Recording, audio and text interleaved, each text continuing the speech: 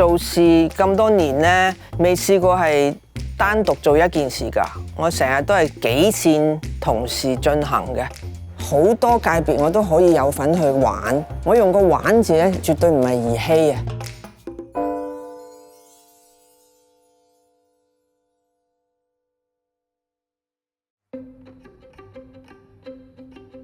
我係香港土生土長，teenage 嘅時候去咗加拿大，係1978年嘅時候咧，我加入咗 TVB， 我係藝員嚟㗎，嗰陣時要演出啦，要唱歌啦，要做主持啦咁。但係同時我就拍電影啦，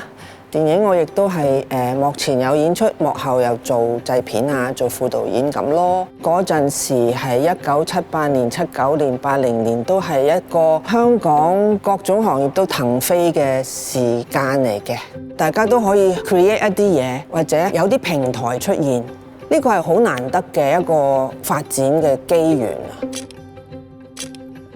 咁好愛佢比較時髦，佢比較有年輕人嘅對於世界 pop culture 嘅一種敏感度。我哋當初做嘅時候呢，我相信大家都冇長遠地去諗嘅，只不過係開開心心做一本城市雜誌去反映當時嘅香港。我哋本書喺1982年變咗大島嘅第一期，成個形象係改變呢，就揾咗張淑平去幫手諗點樣設計嗰個封面，咁我就幫封面人物化妝啊，安排好多嘢啊咁咯。咁至於製作費嘅時候，你冇呢，但係你又想做啲好嘢呢，就睇你自己個資源咯。僅有嘅資源係咩？我就成日將屋企啲嘢攞咗去影相嘅。譬如有一個好特別嘅封面，呢個人到而家都冇答應過其他刊物邀請佢做封面人物嘅。咁但係嗰一年呢，係佢40歲嘅生日，就係作家亦舒小姐。我淨係俾咗一件黑色嘅長袖 T-shirt 佢着，咁化一個淡妝，佢長長嘅頭髮。咁後邊背景係咩呢？其實係我攞咗屋企一張氈，而呢張氈呢，係當時我朋友林子祥送俾我做生日禮物嘅。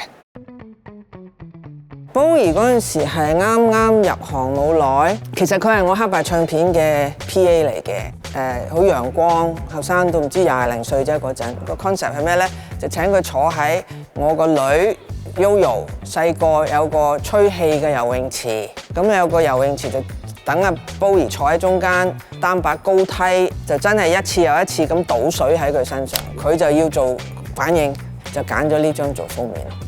當時嘅我哋有得玩，有嘢做，可以咁啊，去咯，唔會識計較咯。我真係由號外開始，我先發覺我有少少美藝啊、設計方面嘅嗰啲叫咩啊天分啊。咁有天分都要有練習嘅機會啦。咁嗰陣時每個月喺嗰度所有同 design 或者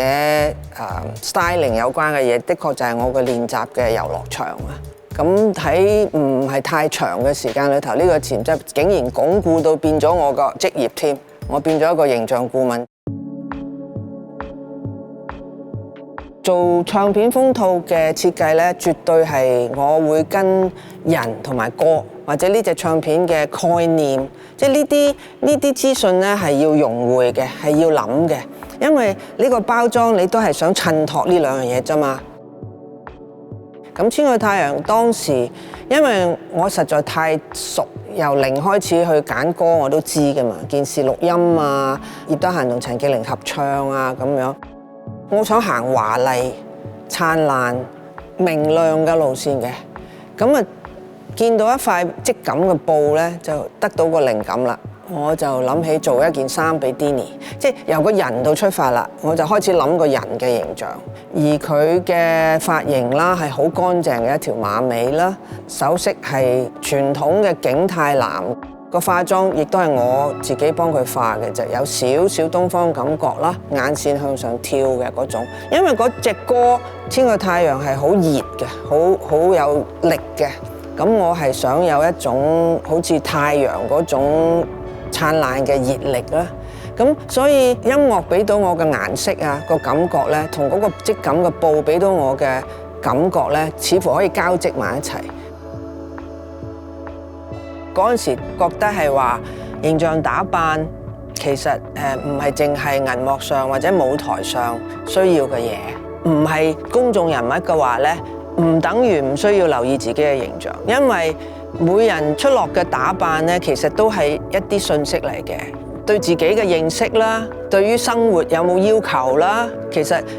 邊個唔係每日都面對觀眾啦？只不過唔一定係上台啫嘛。可以講駕駛堂就係我將呢樣嘢實現嘅一個平台，將形象嘅知識帶入去尋常百姓家嘅一個地方咯。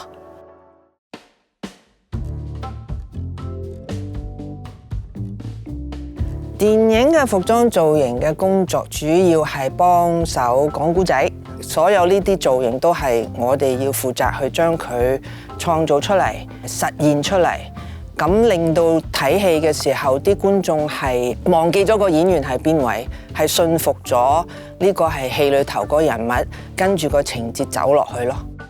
我記得有套戲呢，就係叫做《東成西就2011》呢，都係幾有挑戰性嘅，因為佢除咗講現代人物嘅衫呢，個7、8個主角呢，全部又係神嚟嘅，咁所以喺人間嘅時候，佢哋係每人有每人嘅性格嘅，咁我哋又要設計咯，係咪？然之後對比翻佢喺天上嗰7、8個又係神嘅時候，係有個特色係要有聯繫嘅。